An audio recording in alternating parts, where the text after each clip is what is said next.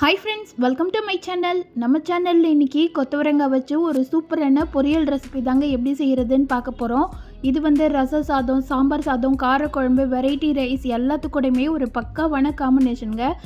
கொத்தவரங்காயில ஏகப்பட்ட health benefits இருக்குங்க. குறிப்பாக சொல்லணும்னா இது கெட்ட கொலஸ்ட்ராலெல்லாம் நல்லாவே ரெடியூஸ் பண்ணக்கூடியது, நிறையவே நார்ச்சத்து நிறைஞ்சது. அதனால் கண்டிப்பாக வாரத்தில் ஒரு முறையாவது இதை கூட்டாவோ பொரியலாவோ இல்லை கிரேவியாவோ செஞ்சு சாப்பிடும்போது ரொம்ப நல்ல பெனிஃபிட்ஸ் கிடைக்குங்க. வாங்க இந்த டேஸ்டான கொத்தவரங்காய் பொரியலை ரொம்ப ஈஸியாக எப்படி செய்கிறதுன்னு பார்க்கலாம். இது செய்கிறதுக்கு ஒரு 1/4 கிலோ அளவு கொத்தவரங்காய் எடுத்து சுத்தம் பண்ணி வச்சுருக்கிறேன். காம்பு பகுதியும் அடிப்பகுதியும் கட் பண்ணிக்கலாம். கட் பண்ணிவிட்டு இந்த மாதிரி கொஞ்சம் பெரிய பெரிய பீஸாக கட் பண்ணிக்கோங்க.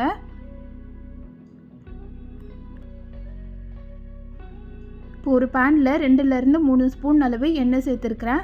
எண்ணெய் சூடானதும் 1 ஸ்பூன் அளவு கடுகு உளுந்த பருப்பு, கடுகு நல்லா பொரிஞ்சோடனே ஒரு கொத்து கருவேப்பிலை சேர்த்துக்கலாம். இது கூட 2 ஸ்பூன் அளவு கடலைப்பருப்பு சேர்த்துக்கலாம். பருப்பு வந்து லைட்டாக கலர் சேஞ்ச் ஆகிற அளவுக்கு நல்லா வறுத்துக்கலாம். லோ ஃப்ளேமில் வச்சு வறுத்துக்கோங்க. பருப்பு கோல்டன் கலர் வந்தோடனே 10 பல் பூண்டு வந்து 1-2 இடித்து வச்சுருக்கேன், அதை சேர்த்துக்கலாம். கூடவே ஒரு பெரிய வெங்காயத்தை பொடியாக கட் பண்ணி வச்சுருக்கிறேன், அதை வந்து இந்த மாதிரி லைட்டாக க்ரஷ் பண்ணிவிட்டு சேர்த்துக்கோங்க. கொத்தவரங்காய் பார்த்திங்கன்னா லைட்டாக கேஸ் இருக்குங்க, அதனால் கண்டிப்பாக பூண்டு சேர்த்துக்கோங்க.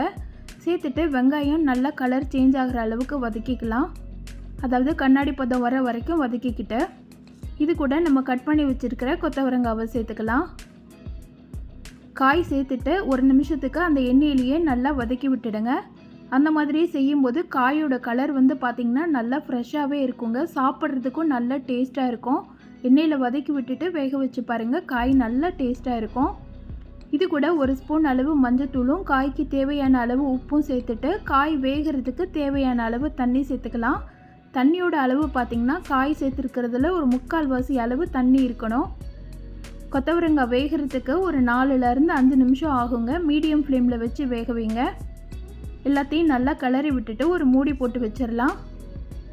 இப்போ காய் வந்து நல்லாவே வெந்து வந்திருக்கு. தண்ணியோட அளவு பார்த்திங்கன்னா ஃபுல்லாக வற்ற விடக்கூடாது, ஒரு 1/4 வாசி அளவு தண்ணி வந்து காயில் இருக்கணும், அந்த மாதிரி பார்த்துக்கோங்க. அதுக்கு தான் காய் வேக வைக்கிறதுக்கு 3/4 வாசி அளவு தண்ணி ஊற்ற சொன்னேன். அந்த மாதிரி இருந்ததுன்னா காயும் வெந்திருக்கும், 1/4 வாசி அளவு தண்ணியும் இருக்கும். அந்த மாதிரி இருந்தால் தான் நம்ம சேர்க்குற மசாலா வந்து காயோட நல்லா மிக்ஸ் ஆகி வரும். இப்போ இதுக்கு மசாலா தூள்னு பார்த்திங்கன்னா வீட்டில் இருக்கிற சாம்பார் பொடி சேர்த்துருக்கிறேன். ஒரு 2 ஸ்பூன் அளவு சாம்பார் பொடி சேர்த்துருக்கிறேன். சாம்பார் பொடி இல்லாத பட்சத்தில் நீங்கள் குழம்பு பொடி இருந்ததுன்னா கூட சேர்த்துக்கலாம். சேர்த்துட்டு எல்லாத்தையும் நல்லா கிளறி விட்டுடுங்க. அந்த மசாலாவும் காயும் நல்லா மிக்ஸ் ஆகி வரணும். கொஞ்சம் தண்ணி இருந்தால் தான் அந்த மாதிரி நல்லா மிக்ஸ் ஆகி வரும், இல்லைன்னா எண்ணெய் சேர்க்குற மாதிரி இருக்கும். இப்போ மசாலா சேர்த்து நல்லா கிளறி விட்டுட்டு மூடி போட்டு ஒரு 2 நிமிஷத்துக்கு அப்படியே விட்டுடலாம். மசாலாவோட பச்சை வாசனை போயிட்டு காயோட மசாலா வந்து நல்லா மிக்ஸ் ஆகி வந்திருக்கும். இந்த டைமில் கடைசியாக ஒரு 2 கைப்பிடி அளவு துருவின தேங்காய் சேர்த்துருக்குறேன். சேர்த்துட்டு எல்லாத்தையும் நல்லா கிளறி விட்டுடலாம்.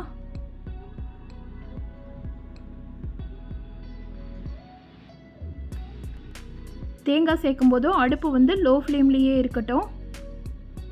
இது லைட்டாக அடிப்பிடிக்கிற மாதிரி இருந்ததுன்னா கொஞ்சமாக எண்ணெய் சேர்த்துக்கோங்க. அவ்வளோதாங்க, சூப்பரான டேஸ்ட்டில் ஒரு அருமையான ஹெல்த்தியான கொத்தவரங்காய் பொரியல் வந்து ரெடி பண்ணிட்டோம். இதை ஒரு சிலர் வந்து சீனி அவரைக்கானும் சொல்லுவாங்க. நீங்கள் இந்த காய்க்கு என்ன சொல்லி கூப்பிடுவீங்கன்னு கமெண்ட் பாக்ஸில் வந்து சொல்லுங்கள். இந்த கொத்தவரங்காய் பொரியலை இதே மாதிரி மெத்தடில் நீங்களும் செய்து பாருங்கள். செய்து பார்த்துட்டு எப்படி இருந்துச்சுன்னு சொல்லிவிட்டு கமெண்ட் பண்ணுங்கள். இந்த வீடியோ பிடிச்சிருந்ததுன்னா இந்த வீடியோவுக்கு லைக் பண்ணி சேனலை சப்ஸ்கிரைப் பண்ணிடுங்க. Thank you friends.